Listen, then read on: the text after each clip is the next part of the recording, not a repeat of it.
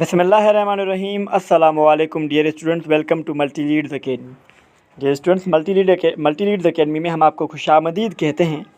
आज का जो हमारा टॉपिक ऑफ डिस्कशन है वो है 5 किंगडम क्लासिफिकेशन। इससे पहले हमने 4 किंगडम क्लासिफिकेशन पढ़ा, उससे पहले हमने 3 किंगडम क्लासिफिकेशन पढ़ा, 2 किंगडम क्लासिफिकेशन पढ़ा।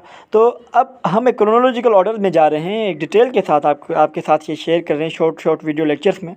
तो डियर स्टूडेंट, हमारे साथ जुड़े रहने के लिए आप चैनल को सब्सक्राइब करें और बेल आइकन को प्रेस करें ताकि आने वाला हर लेक्चर का नोटिफिकेशन आप तक बआसानी पहुँच सके। तो आइए स्टार्ट करते हैं 5 किंगडम सिस्टम क्लासिफिकेशन है।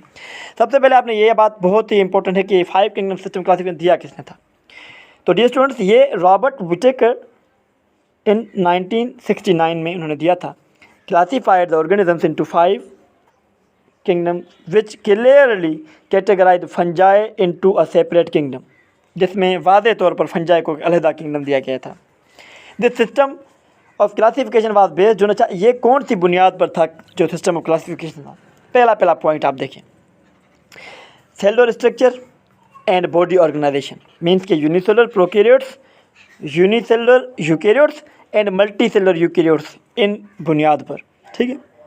उसके बाद मोड ऑफ न्यूट्रिशन के हवाले से कि ऑटोट्रोफ्स हैं जैसे प्लांट्स हैं, या इंजेस्टिव हेटरोट्रोफ्स हैं जैसे एनिमल्स हैं, या एब्जॉर्प्टिव हेटरोट्रोफ जैसे फंजाई हैं। ठीक है। तो इन सबको अलग किया गया। जो ऑटोट्रोफ थे उनको अलग अलग किंगडम में रखा गया, जो है इंजेस्टिव हेटरोट्रोफ थे जैसे एनिमल्स थे उनको अलग किंगडम में रखा गया, और जो एब्जॉर्प्टिव हेटरोट्रोफ थे फंजाई उनको अलग किंगडम में रखा गया। ठीक है, आगे बढ़ते हैं। अच्छा, यहाँ पर कुछ लिखा है, draw a link chart to show the establishment of 5 kingdom system class which include 2 to 5। अच्छा, आप एक ड्रा करें, एक चार्ट ड्रा करें लिंकेज के हवाले से कि किस तरह अपना 2, 3, 4 और 5 किंगडम सिस्टम क्लासिफिकेशन आई। मैंने आपको लेक्चर पहले अगर आप लेक्चर देखें तो बिल्कुल वाज़े तौर पर मैंने आपको एक क्रोनोलॉजिकल ऑर्डर में मैं आपको लाया हूँ, बताते सेपरेटली हवाले से। तो मज़ीद आगे बढ़ते हैं डियर स्टूडेंट्स। अब इसको थोड़ा आप समझ लें। ये है आपकी पूरी चार्ट एक 5 किंगडम क्लासिफिकेशन की। अगर इसमें आप देखेंगे तो जो लिविंग बीइंग्स हैं, थोड़ा इसको बड़ा कर लेते हैं। ठीक है।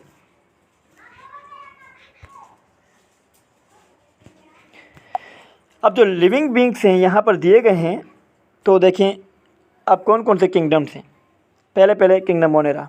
इनकी खुसूसियात क्या है? ये फोटोसिंथेसिस करते हैं एंड एब्जॉर्प्शन करते हैं। इसके अंदर शामिल किए गए बैक्टीरिया एंड साइनोबैक्टीरिया को। फिर आप देखिए किंगडम प्रोटिस्टा। इनके अंदर खुसूसियात क्या है? ये ऑब्जर्वेशन करते हैं, फोटोसिंथेसिस करते हैं एंड इंजेक्शन करते हैं। ठीक है। अच्छा, कौन कौन से जो एनिमल्स हैं, सॉरी अपना लिविंग ऑर्गेनिज्म इनमें शामिल किए गया? माइक्रोलॉजी, ठीक है, फाइटो प्लैंक्टोनिक जैसे फार्म्स हो गई, प्रोटोजोआ हो गया, स्लाइम मोल्ड्स हो गई। ठीक है।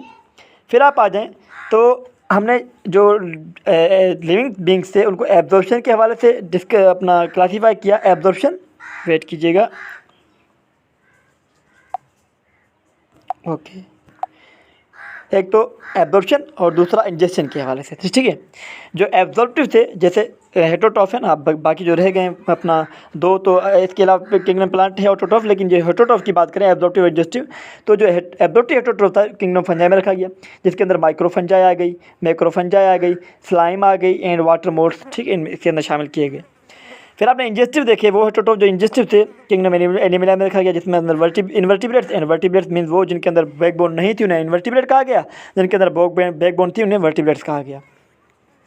अब देखें तो फोटोसिंथेसिस जो थे करते थे उनके अंदर किंगडम प्लांटी आ गई। ठीक है। अब इसके अंदर माइक्रोलॉजी भी रखी गई, bryophytes, pteridophytes, gymnosperms and angiosperms. ठीक है। तो ये एक चार्ट है 5 किंगडम क्लासिफिकेशन, लेकिन एक एक किंगडम को हम डिटेल में पढ़ते हैं। आगे बढ़ते हैं तो देखें, सबसे पहले हमें किंगडम मोनेरा दिया गया है। ओके, तो आप किंगडम मोनेरा में थोड़ा देखें तो इट इंक्लूड्स ऑल प्रोकैरियोट्स। इसके अंदर जितने भी लिविंग ऑर्गेनिजम्स को शामिल किया गया वो सब प्रोकैरियोट्स हैं, जैसे बैक्टीरिया एंड साइनोबैक्टीरिया। अब बैक्टीरिया आपको यहाँ पर देखिए structure of bacteria and function. ठीक है, स्ट्रक्चर और उसका फंक्शन तो नहीं दिया गया, लेकिन स्ट्रक्चर दी गई है।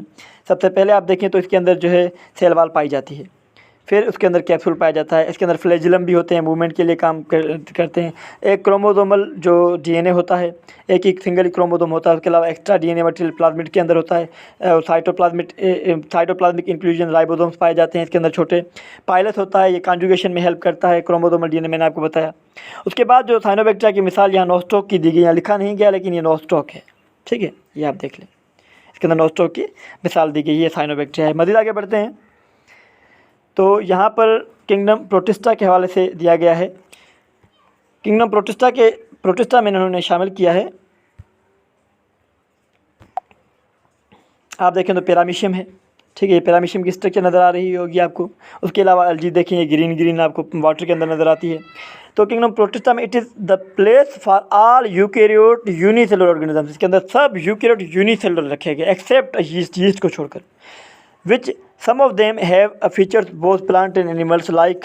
तो इनके अंदर जो है वो प्लांट और एनिमल्स के भी खसूसियात हैं।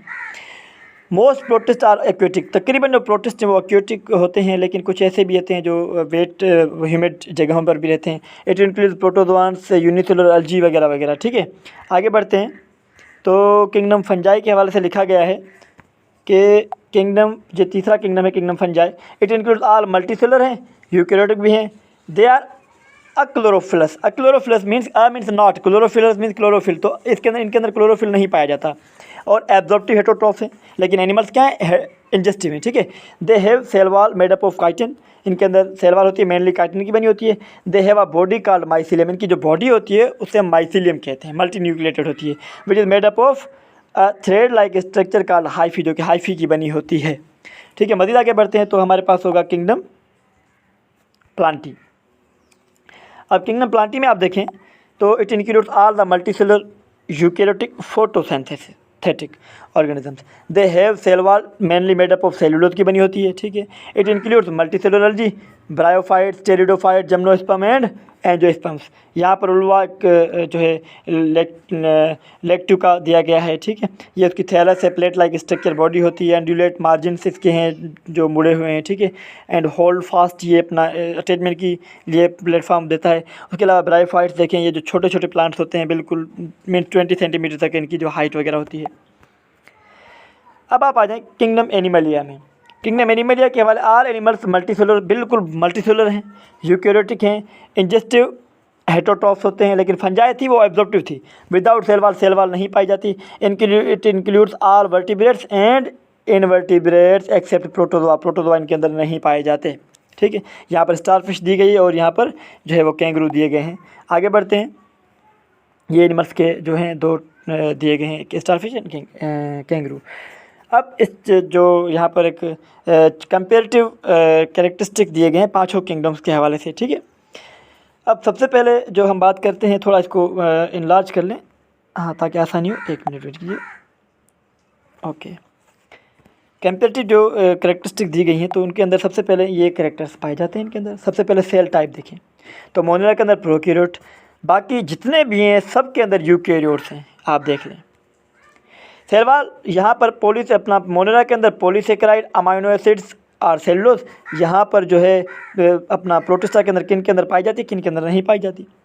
और यहाँ पर फंजाई के अंदर काइटिन की बनी होती है तो लिखा हुआ है विदाउट सेलुलोज, और प्लांट्स के अंदर सेलुलोज की बनी होती है, और एनिमल्स के अंदर तो एब्सेंट होती है। फिर आप न्यूक्लियर मेम्ब्रेन पर आ जाएँ तो एब्सेंट, बाकी जितने भी जानदार हैं उनके सब के अंदर पाई जाती है प्रेजेंट। मोनेरा के अंदर न्यूक्लियर मेम्ब्रेन नहीं होती क्योंकि न्यूक्लियस ही नहीं है। बॉडी ऑर्गेनाइजेशन देखें तो सेलुलर विदाउट बॉन्डेड ऑर्गेनल्स। अब डबल बॉन्डेड ऑर्गेनल्स नहीं होते, डबल मेम्ब्रेन बॉन्डेड ऑर्गेनल नहीं होते, ठीक है। और यहाँ पर क्या होते हैं, बॉडी ऑर्गेनल सेलुलर होती है।